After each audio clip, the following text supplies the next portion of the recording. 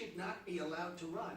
And just in that respect, I say it's rigged. Because she should never, Tris, she should never have been allowed to run for the presidency based on what she did with emails and so many other things. But sir, there is a tradition in this country. In fact, one of the problems of this country is the peaceful transition of power, and that no matter how hard fought a campaign is, that at the end of the campaign, that the loser concedes to the winner. Not saying that you're necessarily going to be the loser or the winner, but that the loser concedes to the winner, and that the country comes together in part for the good of the country. Are you saying you're not prepared now to commit to that principle? What I'm saying is that I will tell you at the time. I'll keep you in suspense. Well, Chris, let me respond to that because that's horrifying. You know, every time Donald thinks things are not going in his direction, he claims whatever it is rigged against him. The FBI conducted a year-long investigation into my emails. They concluded there was no case. He said the FBI was rigged. He lost the Iowa caucus. He lost the Wisconsin primary. He said the Republican primary was rigged against him. Then Trump University gets sued for fraud and racketeering. He claims the court system and the federal judge is rigged against him. There was even a time when he didn't get an Emmy for his TV program 3 years in a row, and he started tweeting that the Emmys were rigged against him. Should have gotten it. This is a mindset. This is how Donald thinks. And it's funny, but it's also really troubling. Okay. Now, that is not the way our democracy works. We've been around for 240 years. We've had free and fair elections. We've accepted the outcomes when we may not have liked them. And that is what must be expected of anyone standing on a debate stage during a general election. You know, President Obama said the other day, when you're whining before the game is even finished, it just shows you're not up to doing the job. And let's be clear about what he is saying and what that means. He is denigrating, he's talking down our democracy. And I, for one, am appalled that somebody who is the nominee of one of our two major parties would take that kind of position. I think what the FBI did and what the Department of Justice did, including meeting with her husband, the Attorney General, in the back of an airplane on the tarmac in Arizona, I think it's disgraceful. I think it's a disgrace. All right. I think we've never had a situation so bad. Hold on, folks. This doesn't do any good for anyone. Let's please continue the debate, and let's move on to the subject of foreign hotspots. The Iraqi offensive to take back Mosul has begun. If they are successful in pushing ISIS out of that city and out of all of Iraq, the question then becomes, what happens the day after? And that's something that whoever of you ends up as president is going to have to confront. Will you put U.S. troops into that vacuum to make sure that ISIS doesn't come back or isn't replaced by something even worse? Secretary Clinton, you go first in this segment. You have 2 minutes. Well, I am encouraged that there is an effort led by the Iraqi army, supported by Kurdish forces, and also given the help and advice from the number of special forces and other Americans on the ground. But I will not support putting American soldiers into Iraq as an occupying force.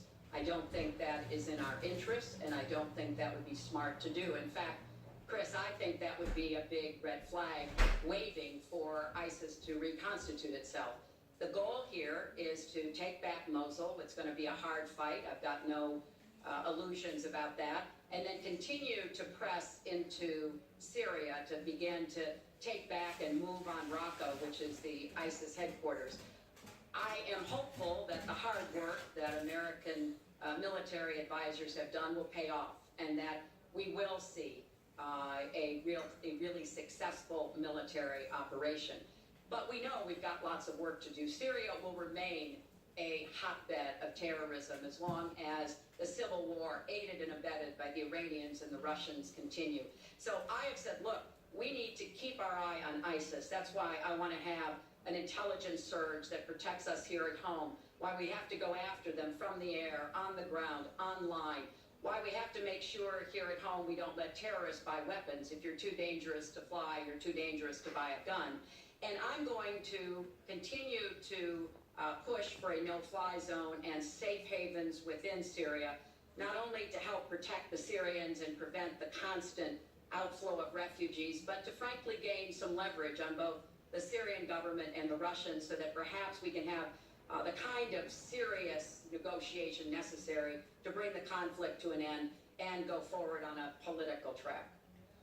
Mr. Trump, second question. If we are able to push ISIS out of Mosul and out of Iraq, would you be willing to put U.S. troops in there to prevent their return or something else? Let me tell you, Mosul's so sad. We had Mosul. But when she left, when she took everybody out, we lost Mosul. Now we're fighting again to get Mosul. The problem with Mosul, and what they wanted to do, is they wanted to get the leaders of ISIS who they felt were in Mosul. About 3 months ago, I started reading that they want to get the leaders, and they're going to attack Mosul. Whatever happened to the element of surprise? Okay? We announced we're going after Mosul. I've been reading about going after Mosul now for about, how long is it, Hillary? 3 months? These people have all left. They've all left. The element of surprise. Douglas, MacArthur, George, Patton, spinning in their graves when they see the stupidity of our country. So we're now fighting for Mosul that we had. All she had to do is stay there. Now we're going in to get it. But you know who the big winner in Mosul is going to be after we eventually get it? And the only reason they did it is because she's running for the office of president. And they want to look tough. They want to look good.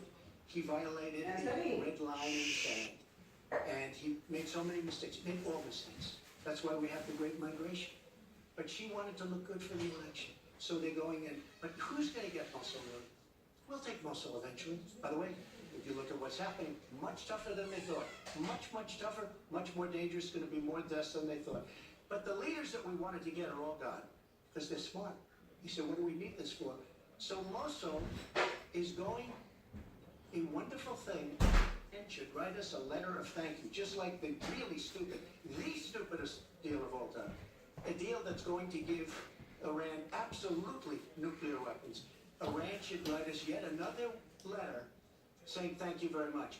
Because Iran, as I said many years ago, Iran is taking over Iraq, something they've wanted to do forever, but we made it so easy for them. So we're not going to take Mosul and the beneficiary, Iran.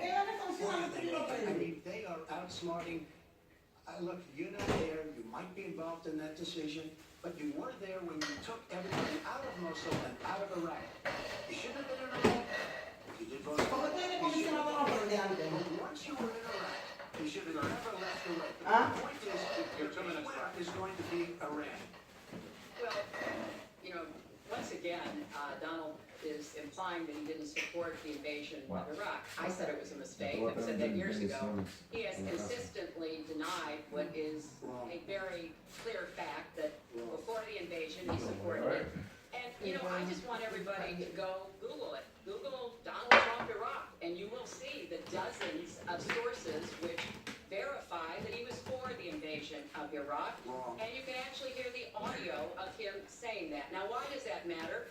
Well, it matters because he has not told the truth about that position. I guess he believes it makes him look better now to contrast with me because I did vote for it.